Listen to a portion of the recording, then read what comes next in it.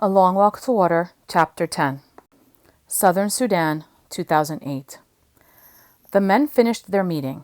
They all stood and walked past Naya's house. Naya joined the crowd of children following them. A few minutes' walk beyond her house, there was a tree. The men stopped at the tree, and the strangers talked to Naya's uncle some more. There was another tree, some 50 paces past the first one. With Naya's uncle beside them, one of the men stopped at the halfway point. The other man walked the rest of the way and examined the second tree. The first man called out to his friend in a language Naya did not understand. The friend answered him in the same language, but as he walked back toward the group, he translated for the chief, and Naya could hear him. "This is the spot, halfway between the two largest trees. We will find the water here." Naya shook her head. What were they talking about? She knew that place like the back of her own hand. It was there between the two trees that the village sometimes gathered to sing and talk around a big fire. There wasn't a single drop of water on that spot, unless it was raining. Southern Sudan, 1985. Salva reached for his gourd. He knew it to be half full, but suddenly it felt much lighter, as if there was hardly any water left in it. Uncle Juir must have guessed what he was thinking. "No, Salva," he murmured. "You are too small and not strong enough yet. Without water you will not survive the rest of the walk. Some of the others, they will be able to manage better than you." Sure enough, there were now 3 women giving water to the men on the ground. Like a miracle, the small amounts of water revived them. They were able to stagger to their feet and join the group as the walking continued. But there, 5 dead companions were left behind.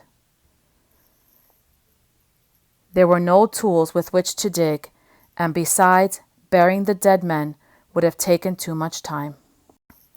Salva tried not to look as he walked past the bodies, but his eyes were drawn in their direction. He knew what would happen. Vultures would find the bodies and strip them of their rotting flesh until only the bones remained.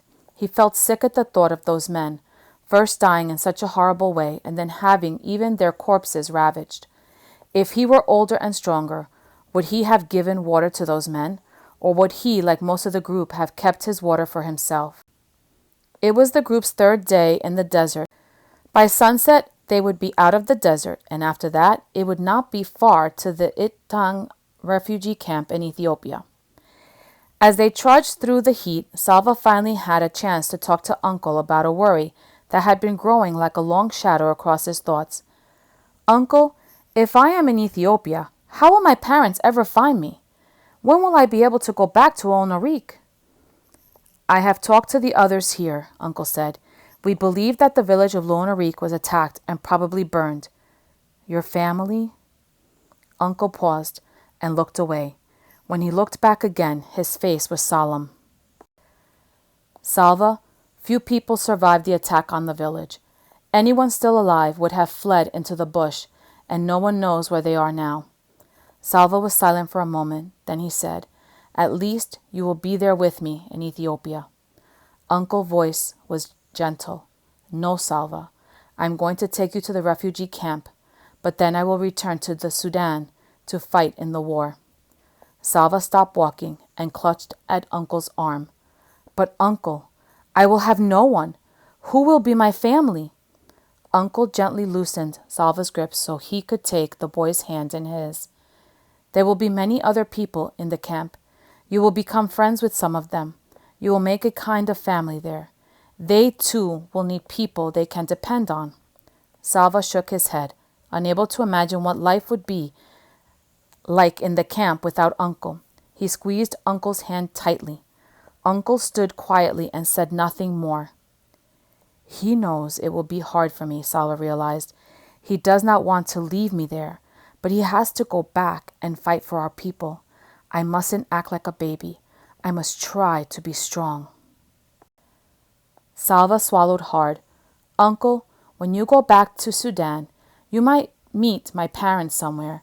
You could tell them where I am, or you could talk to those you meet and ask where the people of Onarik are now." Uncle did not answer right away. Then he said, "Of course I will do that, nephew." Salva felt a tiny spark of hope. With Uncle looking for his family, there was a chance they might all be together again one day. No one in the group had eaten anything for 2 days. Their water was nearly gone. Only the vision of leaving the desert kept them moving through the heat and the dust. Early that afternoon, they came across the first evidence that the desert was receding. A few stunted trees near a shallow pool of muddy water. The water was unfit to drink, but a dead stork lay by the pond's edge. Immediately the group began to make preparations to cook and eat the bird. Salva helped gather twigs for the fire. As the bird roasted, Salva could hardly keep his eyes off it. There would only be enough for a bite or two for each person, but he could hardly wait. Then he heard loud voices. Along with the rest of the group, he turned and saw 6 men coming toward them. As the men approached, he could see that they were armed with guns and machetes. The men began shouting, "Sit down! Hands on your heads! All of you now!" Everyone in the group sat down at once. Salva was afraid of the weapons, and he could see that the others were too. One of the men walked among the group and stopped in front of Uncle. Salva could tell by the ritual scarring on the man's face that he was from the Nuer tribe. "Are you with the rebels?" the man asked. "No," Uncle answered. "Where have you come from? Where are you going?" "We come from the west of the Nile," Uncle said. "We are going to Ch.10, to the refugee camp." The man told Uncle to get up and leave his gun where it was. 2 of the other men took Uncle to a tree several yards away and tied him to it. Then the men moved among the group. If anyone was carrying a bag, the men opened it and took whatever was in it. They ordered some people to remove their clothing and took that too. Salva was trembling. Even in the midst of his fear, he realized that for the first time on the trip, it was a good thing to be the youngest and the smallest. The men would not be interested in his clothes. When the men had finished their looting, they picked up Uncle's gun. Then they walked to the tree where Uncle was tied up. "Maybe they will leave us alone now that they have robbed us," Salva thought. He heard them laughing. As Salva watched, one of the men aimed his gun at Uncle. 3 shots rang out. The men ran away.